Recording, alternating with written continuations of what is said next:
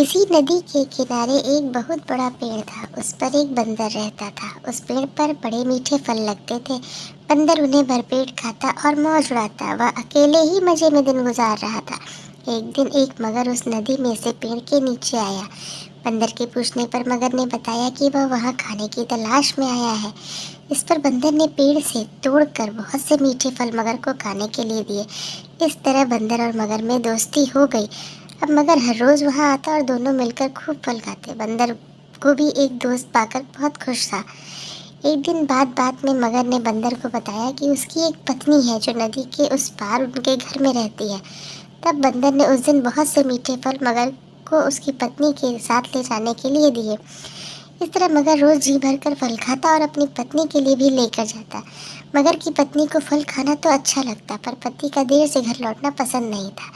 एक दिन मगर की पत्नी ने मगर से कहा कि अगर वह बंदर रोज रोज इतने मीठे फल खाता है तो उसका कलेजा कितना मीठा होगा, मैं उसका कलेजा खाऊंगी। मगर ने उसे बहुत समझाया पर वह नहीं मानी। मगरमच्छ दावत के बहाने बंदर को अपनी पीठ पर बैठाकर अपने घर लाने लगा। नदी बीच में उसने बंदर को अपनी पत्नी की कलेजे वाली बात बता दी। इस पर बंदर ने कहा कि वह तो अपना कलेजा पेड़ पर ही छोड़ आया है। वह उसे हिफाजत से पेड़ पर रखता है, इसलिए उन्हें वापस जाकर कलेजा लाना पड़ेगा। मगर बंदर को वापस पेड़ के पास ले गया। बंदर छलांग मारकर पेड़ पर चढ़ गया। उसने हंसकर कहा, जाओ मूर्ख राजा, घर जाओ और अपनी पत्नी बंदर से कहना छलांग कि तुम मारकर पेड़ दुनिया पर के चढ़ गया सबसे और बड़े हंसकर मूर्ख हो। कहा कि भला जा कोई भी मूर्ख अपना राजा। कलेजा निकाल कर अलग रख सकता है। बंदर की इस समझदारी से हमें पता चलता है कि मुसीबत के वक्त में हमें कभी धैर्य नहीं खोना चाहिए।